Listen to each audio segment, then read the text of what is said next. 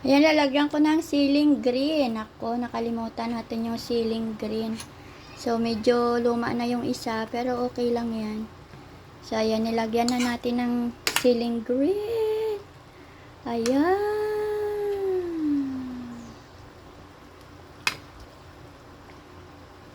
Lumalangoy ang ating ulam.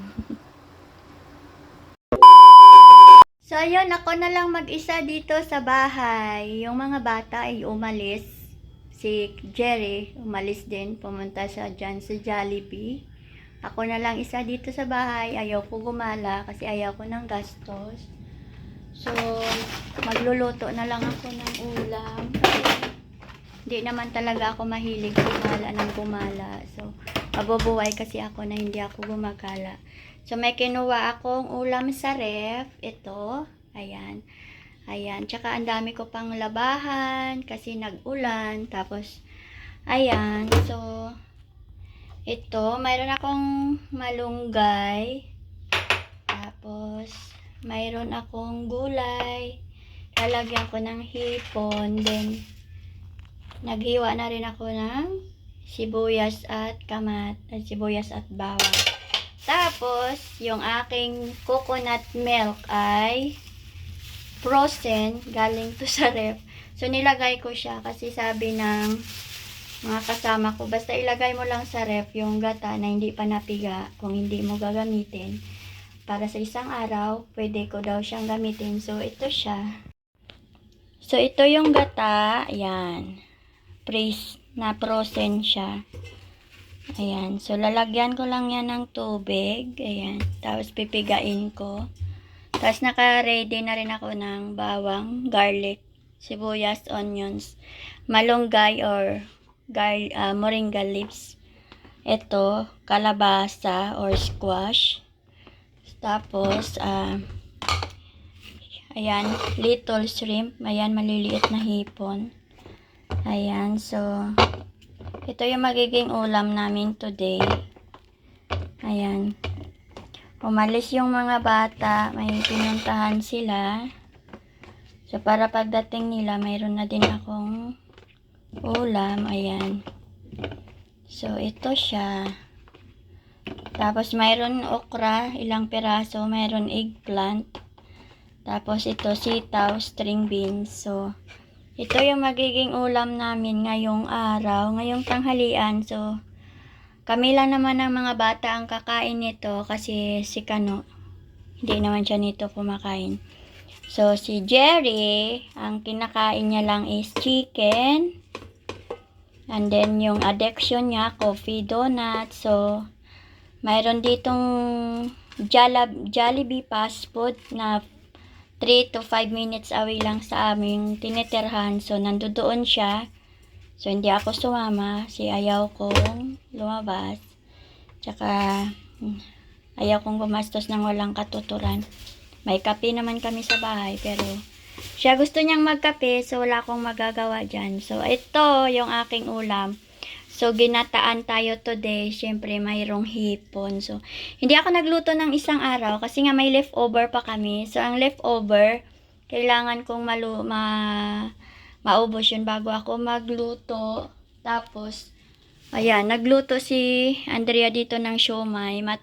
Ito yung natira. So, pagbalik niya mamaya, kakainin niya yan. So, ganyan kami dito, katipid sa bahay. Kailangan namin magtipid kasi iba na yung sitwasyon namin ngayon dito sa bahay. So, ayan, nakapag-prepare na ako ng gata. Ito yung pangalawang piga. Ang dami palang gata ng mga batang binili. Tapos, ito yung unang piga. So, hindi na ako gagamit ng tubig dito. Puro gata na lang. So, ayan, nakatapos na ako mag-prepare. And then, lulutuin na natin syempre. So, dito tayo magluluto ng ating ginataan. So, maglalagay ako ng konting oil. Ayan. And then, magigisa tayo ng sibuyas at bawang. So, lagay itong di pa masyado na init. Ayan. Yan yung garlic. Sliced garlic. Ayan.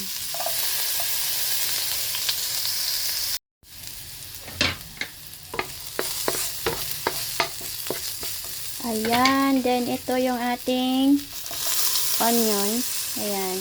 Sibuyas naman yung tawag sa amin. Ayan. Kasalo lang tayo ng konti. Mas nakakatipid talaga pag lagi kang magluluto sa bahay. Kaysa naman labas ka ng labas at bili ka ng bili sa labas, diba? So, ayan. Ilalagay ko tong hipon. Ayan.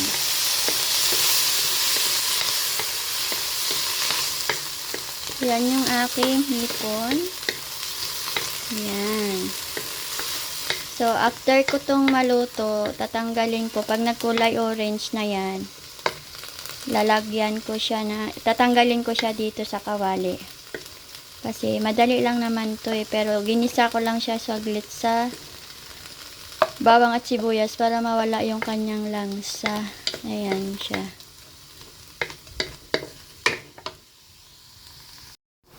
So, yan, tinanggal ko yung hipon.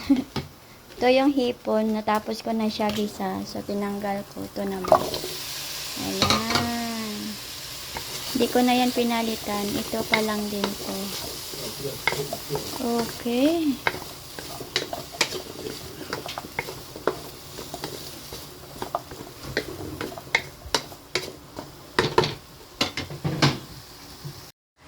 So, ayan, medyo kumukulo-kulo na yung ating kalabasa. So, madali lang naman din talaga yan siya maglambot. Pero, hinayaan ko muna siyang magisa ng kahit 3 minutes. So, ayan. Then, ilalagay ko na to. Ito, lahat na to. Halo-haloin ko na lang yan dyan. So, ayan. Halo-haloin natin. Ayan. And then, maglalagay ako dito ng konting paminta. This is powdered pepper. Konting salt. Maglalagay lang ako ng super konti lang. Here. Yan. Ganyan lang kasi mamaya maglalagay pa kasi ako ng Knorr shrimp. So, kahit wala na kasing asin yun, pwede na. So, ito na siya. And then, maglalagay na ako dito ng ating, ito yung panghuling gata. Alam nyo, sobrang dami ng gata. Kaso lang, sayang naman kung di ko siya lulutuin. Ayan. So, ayan yung, di na ako gumamit ng tubig dyan. Puro gata na lang. So, tingnan nyo, nakalutang na yung aking gulay.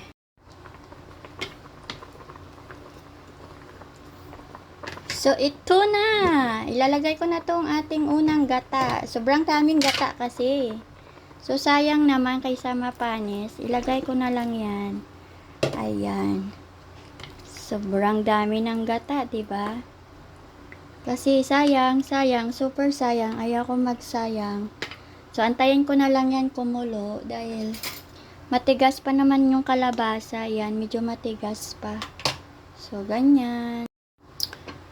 Yan, malambot na. So, maglalagay na ako ng ating Knorr shrimp.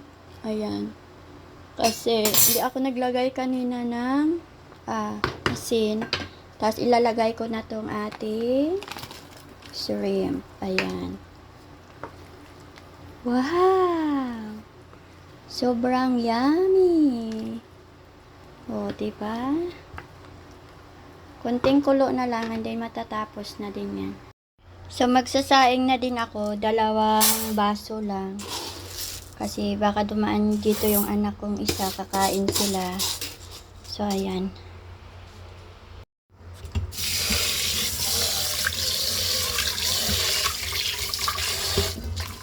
So, ganito lang kami magsaing. Sobrang bilis lang. Ayan. Hugasan lang namin to.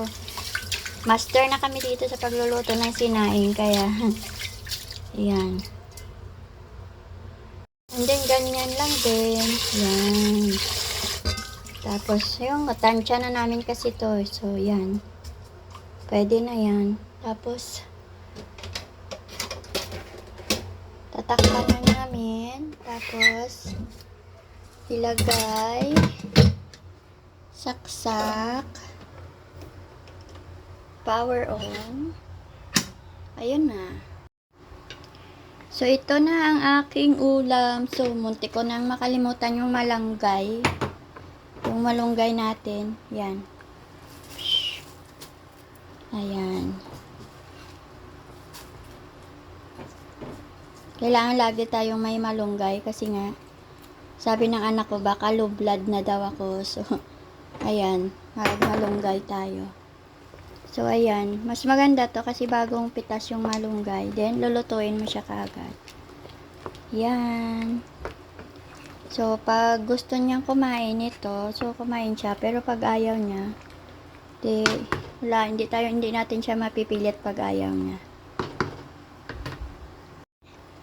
Ginataan, medyo napadami lang talaga yung sabaw kasi gusto ko ng sabaw.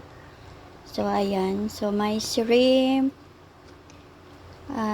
Tsaka okra, talong, sitaw, kalabasa, malunggay, at ayan, hipon. So, ganyan.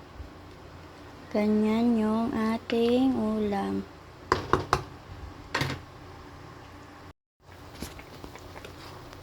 Ayan, ready to serve na yung ating gulay. Ayan, so, ayan, sobrang sarap. So, lalagyan ko pa pala siya ng siling green. Wait lang, nakalimutan.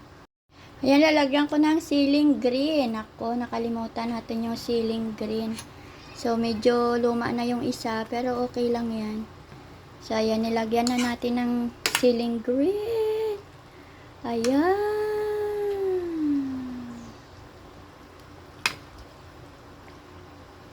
Lumalangoy ang ating ulam.